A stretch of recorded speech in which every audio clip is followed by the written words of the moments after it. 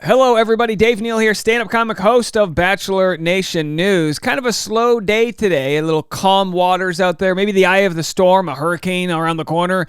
We'll have to see. I hope all of our friends in the actual path of a hurricane in Florida are okay and safe out there. Let us know. Get to some nice dry land, hopefully. In this story, we've got Aaron's other lady. There's, I guess, a little bit of a Bachelor in Paradise spoiler, so if you don't want the spoilers, get out of here.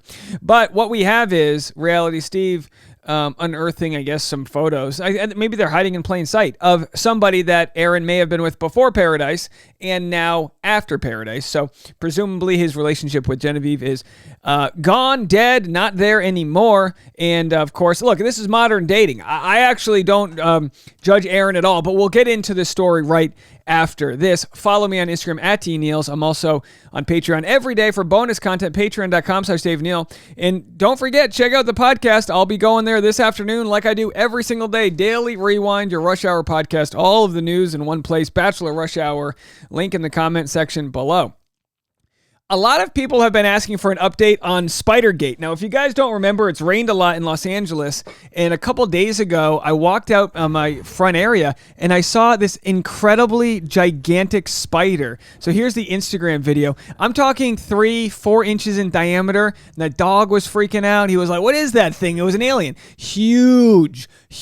Well, here are the updates. Someone said that's probably a wolf spider. We have lots of them. We own a nursery and landscape and construction company. Lots of places for them to hide. So someone thought it was a wolf spider. But if we look, wolf spiders range from 1/2 inch to over 2 inches. So if this were a wolf spider, it would have been the biggest wolf spider ever. This was way bigger than 2 inches. It was about 4 inches long. Someone said tarantulas do exist in California. This is their mating time. I need that bow wow chicka wow wow music. I've seen them in Northern California. Not sure what their range is. So I guess they took the highway. They took 405 south. Here's the expert. We got an expert, ladies and gentlemen. Hi, Dave. It's your friendly spider expert here. Now, if you asked me 4 days ago if I was going to be getting contacted on Instagram by friendly spider experts, I would have been like, what a weird week it's going to be. And a weird week it is. My background is in entomology, which is the study of insects, and arachnology, which is the study of spiders, from Purdue University. That is 100% a tarantula. Likely Aphonopelma ichinogli, or Aphonopelma Joshua, based on the leg span, body size, and how it's walking. It might surprise you to know that there are a number of tarantula species in California, and they are occasionally found in very urban areas like LA. And by all means, Tasha was like, burn it, stomp it, kill it, cancel it, find its old Twitter messages, and, go whatever. But I was like, no, I don't want to kill a spider. It was huge. It's one thing to kill a little ant or bug's life or whatever. I was like, I don't need to hear the crunchy sound and wipe the goo off. No, none of that. I don't need it. Anyway, so the study of arachnology is a scientific study of arachnids, which comprise spiders and related invertebrates, such as scorpions, pseudoscorpions, and harvestmen. Those who study spiders and other arachnids are arachnologists. All right, so we have a professional arachnologist here for you guys. Here's the one they mentioned. She said, Aphonopelma Joshua is a species of spider in the family Pterophosidae, found in the U.S. and California. So, can you imagine just the brilliant minds that exist in our community? My guess is it was a female, because the female actually looks bigger and has a little bit more of a butt. What do you guys think? Was this a female? Either way, it's mating season. So if this was a female, was she on a walk of shame? Was it a booty call? What was it? It was a eight spider legs. These boots are made for walking. And that's just what they'll do. One of these days, these spiders are gonna lay eggs all around you. If there's any arachnophobics out there, I do apologize for this conversation. It's only gonna get worse, so just tune away for the next 2 minutes. Not all spiders are hairy-bodied. Tarantulas are. I was like, what makes a tarantula different from another spider? Tarantulas have 2 or 4 spinnerets, which is a silk-exuding tube-like structures, while spiders have 6. How cool is this? Spiders exude silk to make webs to catch or prey, whereas tarantulas do that for carpeting of the floor of the nest and make hammock-like bedding. So I found a tarantula that literally gets to hang out in its hammock that it spun from its own spider silk. That's pretty cool.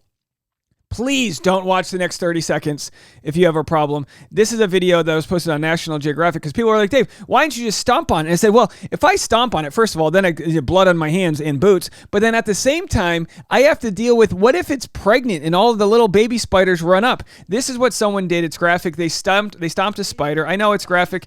And it released thousands of baby spiders everywhere. And then they had to deal with that. No, not on my watch. If there's a spider in your house, here's a PSA. Don't kill it. Cup it with a little jar and let it go outside. They kill other insects. They're good for you. All right, that's it for Spidergate. Let's get into the rest of this story. I'm going to play what Reality Steve had to say about Aaron Clancy, but first, here's what our friends at Game of Roses had to say about Aaron Clancy. Superstar. He's a fucking superstar. There's nothing here. There's nothing here. Just like there has been nothing in their relationship since they solidified it. There is no drama. He's creating it out of fucking nothing. This is how you play a fucking love level 4. Love level 4. Okay, so they Game of Roses, of course, great friends of the show. They talk in these sort of like almost Scientology level 4 love, whatever. They watch the show as if it's a sport. So they call Aaron a king for the way he's able to manipulate the show and create drama where it doesn't exist. He casts a large wake. Right? He's casting a wake in a no-wake zone. Well, our friend Dr. Diane Strakowski, also friend of the show, said, as a therapist, we have to be, and you never want to hear someone say, as a therapist, you know you're about to get in trouble. As a therapist, we have to be careful in glorifying someone who makes Jen anxious for no reason. Whatever level you want to call it, real people may not see it as a game. Why call Aaron a king? Jen responds, creating drama from nothing at someone else's expense who actually has a heart and isn't playing a game shouldn't be praised. That's sad. Here's what Reality Steve has to say regarding Aaron Clancy's love life.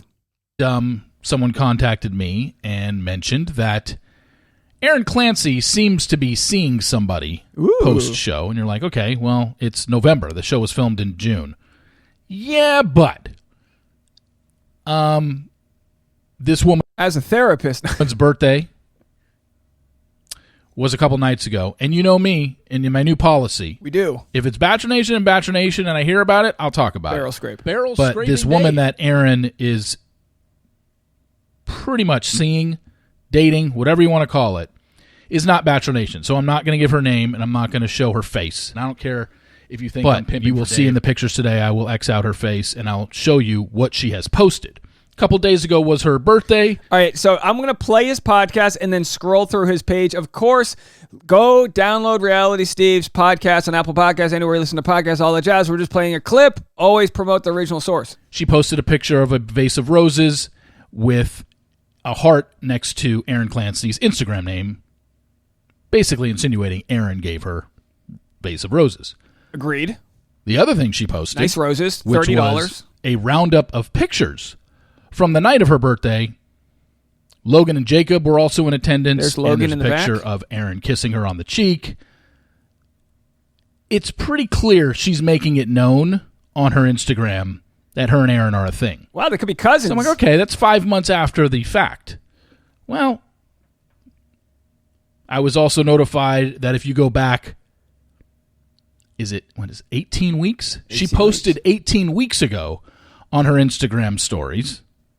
It was either story or reel, with Aaron at the beach, group of people taking a group picture, but Cute Aaron dog. is with her with his arm around her. True. 18 weeks from right now is right at the beginning of July, roughly, which would have been right after he got back from Paradise.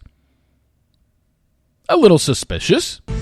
And then if you go back even further, last summer, there's a picture of them in Tulum, Mexico, together.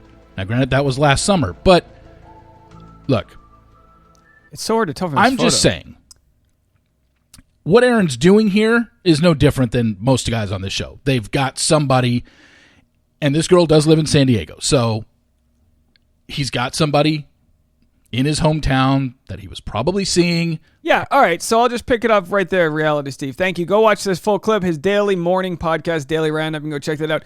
Plus, he has an interview with Allie Appleby, Miss Dallas Teen USA. You can go check that out, too. But yeah, look, I mean, so he has somebody that he was willing to not, like a casual friends with benefit. Look, it's 2022. This is a different world than when Reality Steve was in his 20s and when I was in my 20s. It's just a different world. In some circles, there's hooking up, friends with benefit, casual dating, sort of being romantic when you're in the moment together, but when you're not in the moment, you're open to seeing other people. It's almost like this, and I actually think to some degree that this style of dating can be more beneficial. And again, it's different for every personality type, but to defend Aaron here with I'm whacking my pen here, so I mean business. To defend him here, I think it's nice. I think this isn't even a gender issue. I think it's good when women do this too. I think it's nice to date around, assuming that's what's being done and there's no deception, like I'm yours, and then you go cheat on them or whatever. That's different. But to date around, you do that until someone really stops you in your tracks. I think that's a good thing. Some people, they want commitment. They want to wear the pin and the Letterman jacket on the night one. It's just different, right? SoCal, San Diego lifestyle. Who knows? We haven't heard from the lady. She could be totally cool with him going on the show. The fact that she hasn't blown him up goes to show that she's like, all right, go on the show. When you come back, we'll keep on hooking up. Maybe Aaron's a good lover. Maybe she's like, all right, I don't want to marry this guy, but he knows how to hit all the right spots, and that's important to me. Maybe he hits her like button an odd number of times, right, folks? All right, that's going to do it for this video. If you haven't already, make sure to check out the podcast, Bachelor Rush Hour. Weird day today, right? Weird day today. Not too much going on, but that's all right. We like to strike from the quiet places, as apparently does Aaron. All right, folks, we'll talk to y'all in a little bit. Bye.